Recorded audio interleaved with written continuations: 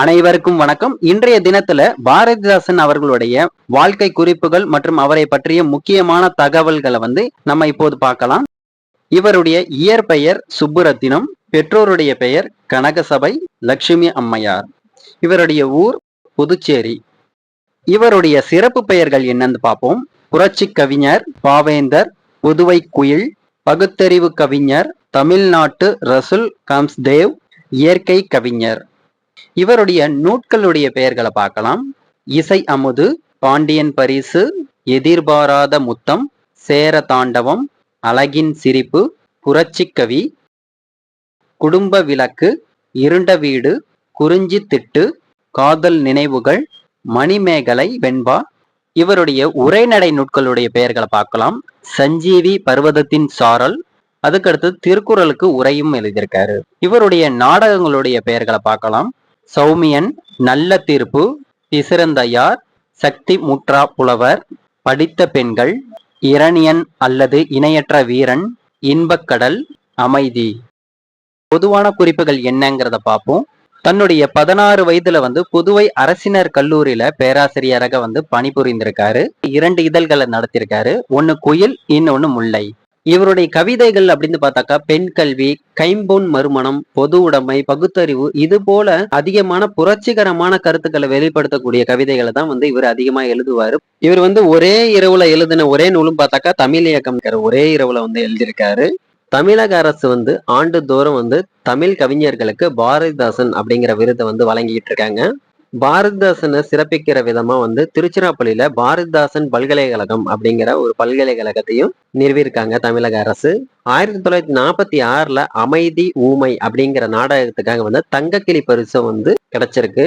1970க்கு அப்புறமேலு அவர் மரணம் அடைஞ்சதுக்கு அப்புறமேலு பிசிறந்தையார் அப்படிங்கிற நாடகத்துக்காக சாகித்ய அகாடமிக் விருதும் இந்த நாடகத்துக்கு கிடைச்சிருக்கு.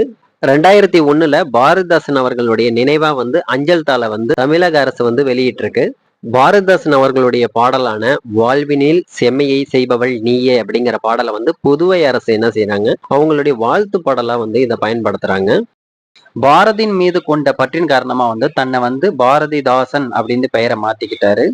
இவருடைய பாடல்கள்ல அகவல், என் சீர்விருத்தம், அரு சீர்விருத்தம் இவற்றை அதிகமா பயன்படுத்தியிருக்காரு.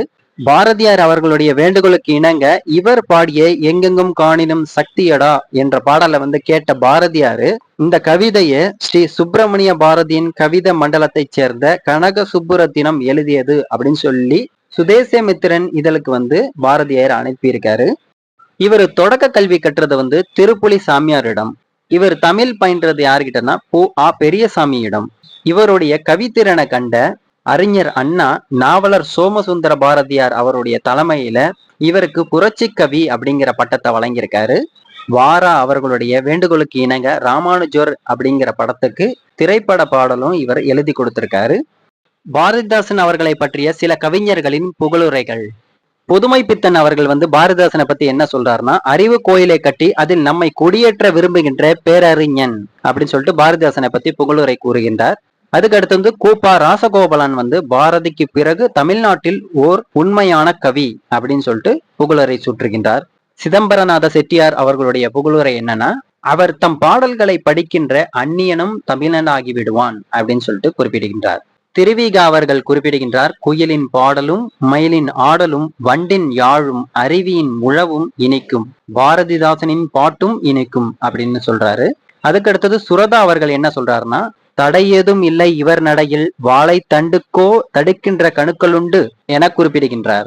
VRM செட்டியார் அவர்கள் என்ன புகழுரை சொல்றாருன்னா, புரட்சி கவி பாரதிதாசனும் புதிய கவிதையை சிருஷ்டி செய்கின்றார், இயற்கையாகவே செய்கிறார். தமிழ் மொழியில் புதிய வளைவும் நெளிவும் மெருகு ஏற்றுகின்றார். அவர் இசை வெறியில் கவிதை காணலுடன் பாடும்போது நாம் எத்தனை மணி நேரம் வேண்டுமானாலும் சலிப்பின்றி கேட்டு இன்புறலாம். இது உண்மை, மறுக்க முடியாத உண்மை அப்படிங்கிறத அவர் குறிப்பிடுகின்றார். பாரதிதாசன் அவர்களுடைய பாடல் வரிகளில் சில.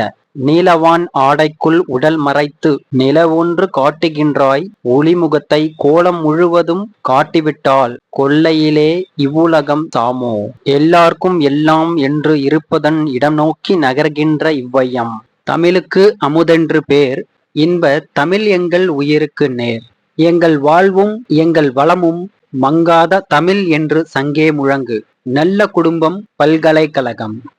நன்றி.